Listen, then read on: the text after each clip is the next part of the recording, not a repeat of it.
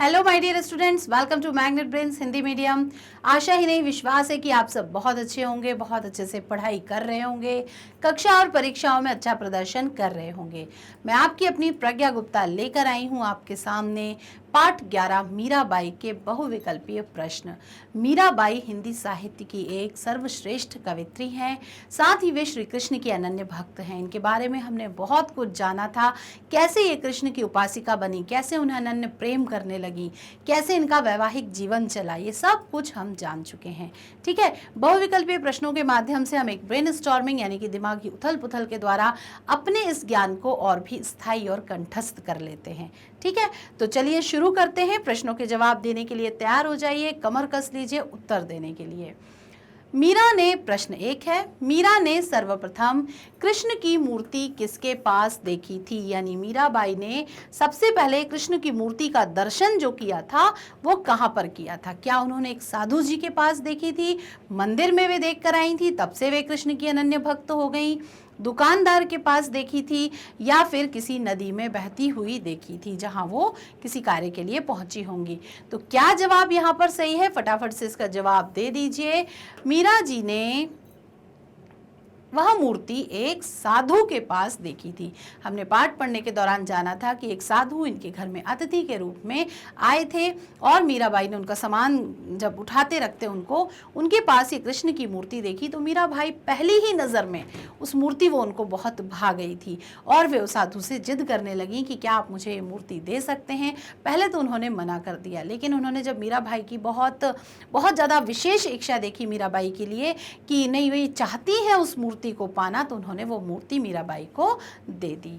ठीक है, तो मीरा ने सर्वप्रथम कृष्ण की मूर्ति साधु के पास देखी थी। ये हो गया इस प्रश्न का जवाब। बढ़ते हैं दूसरे प्रश्न की ओर।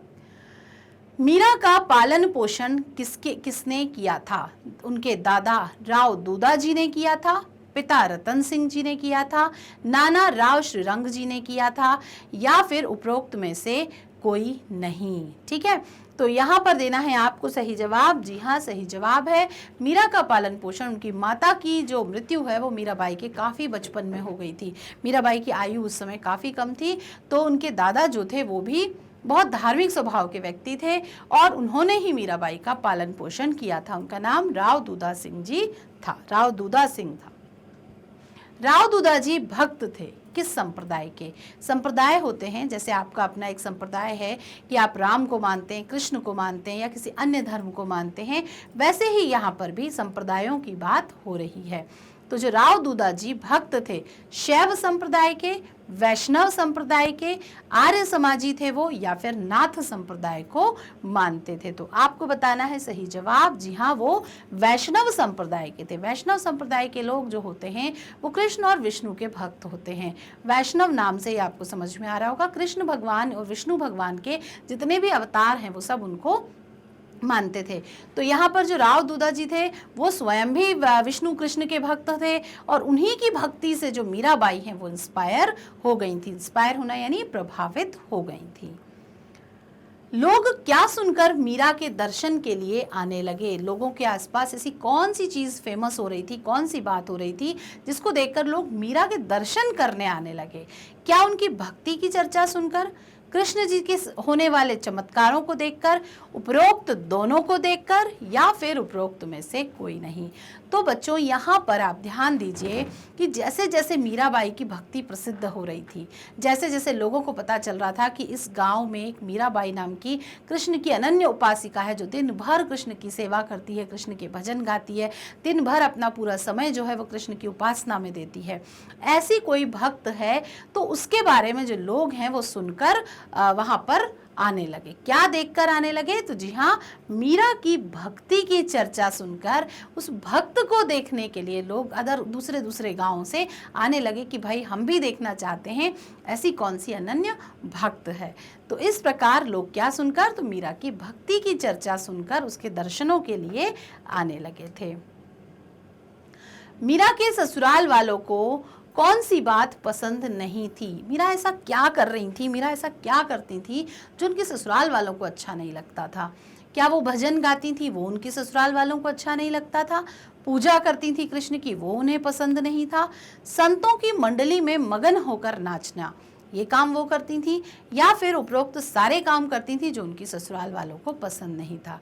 सही उत्तर जानने के पहले इस वाले विकल्प पर एक थोड़ी सी चर्चा करते हैं। संतों की मंडली में मगन होकर नाचना। संतों की मंडली क्या होती है? जो भक्तों की मंडली बैठी है, संत महात्माओं की, जब ईश्वर के भजन वहाँ पर होते हैं, जो संगीतमय कथाएं होती हैं, कीर्तन होते हैं। आपने श्रीमद् भागवत की कथाएं देखी होंगी, जिसे आप भागवत जी कहते हैं, राम की कथाएं देखी होंगी।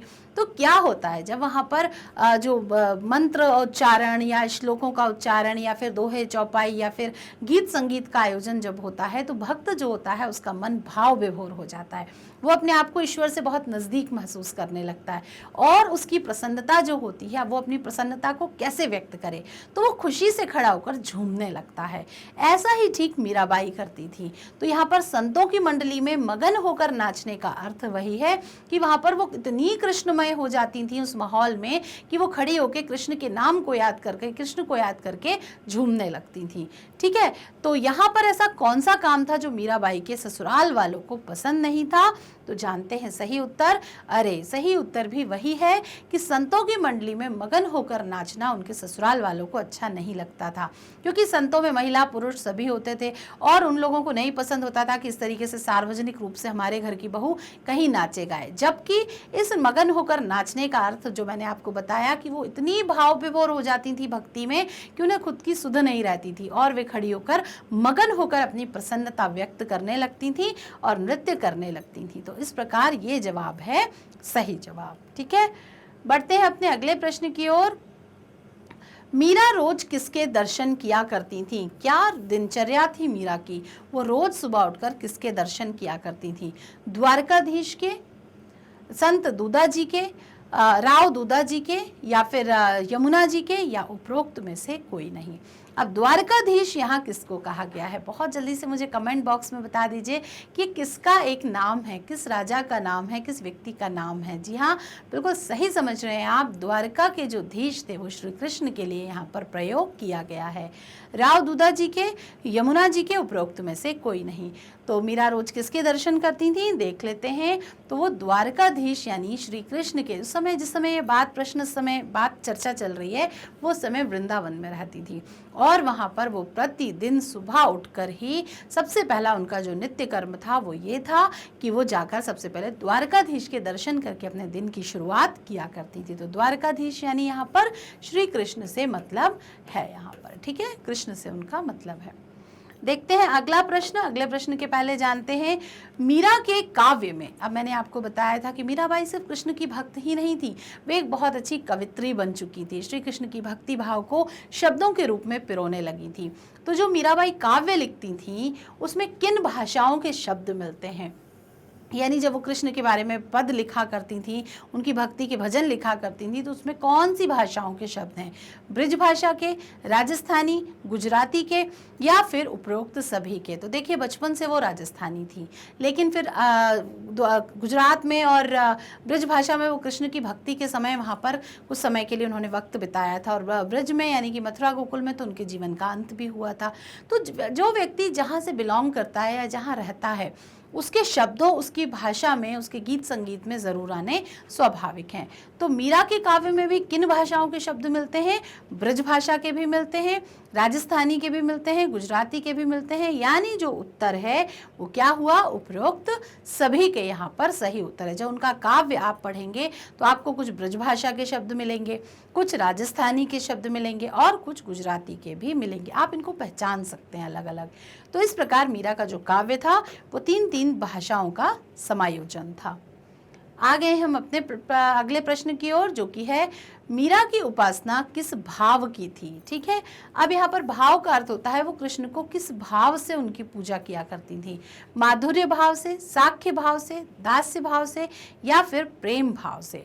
तो माधुर्य उनका भाव था, उनकी बातों में, हृदय में जो मधुरता थी वो उससे श्री कृष्ण की अनन्य भक्त कहलाने लगी। तो यहाँ पर जो उत्तर है वो बिल्कुल सही, माधुर्य यहाँ पर सही उत्तर साबित है। प्रश्न 9 जो है, मीरा की कविताएं जिन्हें हम पद कहते हैं, मीरा के पद कहा जाता है, किस विषय से संबंधित है? तो कौन से विषय को लेकर उन्होंने काव्य रचनाएं की हैं? यहाँ पर विकल्प देखते हैं। क्या उन्होंने श्री कृष्ण के प्रति अनन्य प्रेम के बारे में वर्णन किया है? कृष्ण की बाल लीलाओं से संबंधित है उनका काव्य? कृष्ण के ज्ञान से संबंधित है, कृष्ण जी जो ज्ञान देते हैं उसके बारे में उन्होंने कह रखा है? या फिर कृष्ण की जीवन शैली से कि कृष्ण सुबह से लेकर रात तक क्या करते हैं, बस उसके बारे में ही उन्होंने बताया है। तो मीरा के जो पद हैं वो यहाँ पर 4 विकल्प दिए हैं। कौन से बातों से वो प्रभावित थी, कौन सी बातों को उन्होंने अपने काव्य में पदों में स्थान दिया है, वो आपको बताना है। तो जी हाँ, बिल्कुल सही, वे कृष्ण के अनन्य प्रेम जो कृष्ण से करती थी, सारे पदों में उसी का वर्णन उन्होंने किया है। कैसे न कैसे तरीके से अपने प्रेम का प्रदर्शन उन्होंने श्री कृष्ण के लिए किया है। तो उसके पद किस विषय से संबंधित है? श्री कृष्ण के अनन्य प्रेम से संबंधित। अंतिम प्रश्न की ओर हम आ गए हैं कि मीराबाई ने किस साधना को प्रमुखता दी? साधना यानी लोगों के भगवान को मानने के बहुत सारे तरीके होते हैं, इन्होंने यहाँ पर कौन सा तरीका अपनाया है? निजी साधना। निजी साधना मतलब भाई मैं अपना काम कर रही हूँ, आपको करना है तो आप कीजिए, नहीं करना तो आप मत कीजिए। मैं किसी को बाध्य नहीं कर रही हूँ कि नहीं मैं कृष्ण की पूजा कर रही हूँ तो आपको भी करनी पड़ेगी, तो ये होती है निजी साधना। पारंपरिक यानी जिस भगवान की सब कर रहे थे साधना, जैसे सब कर रहे थे उसी को फॉलो करते चलना। प्राचीन यानी जो प्राचीन काल से परंपरा चली आ रही थी उसको फॉलो करना, या फिर उपरोक्त में से कोई नहीं। तो मीराबाई ने यहाँ पर किस साधना को प्रमुखता दी? तो उन्होंने निजी साधना को प्रमुखता दी। उन्होंने किसी को नहीं कहा कि नहीं आप भी जैसे मैं कर रही हूँ वैसे पूजा करिए, आप भी सुबह भोग लगाइए, भगवान को स्नान कराइए, खिलाइए पिलाइए, सुलाइए, पूजा करिए, भजन गाइए, मंडलियों में जाइए, धर्म का प्रचार करिए, ऐसी कोई बात कहीं नहीं कही उन्होंने। यानी वो सिर्फ आत्म मुग्ध थी भगवान पर, वे स्वयं अपना कार्य कर रही थी, उन्होंने किसी को कुछ करने के लिए नहीं कहा। तो ऐसी साधना को किसका नाम दिया गया है? निजी साधना। तो उत्तर पूरा पंक्ति में क्या हो गया? मीराबाई ने निजी साधना को प्रमुखता दी, यानी मैं कर रही हूँ, मेरी आत्मा बोल रही है तो मैं कर रही हूँ, आप चाहें तो कीजिए वरना कोई बाध्यता नहीं है।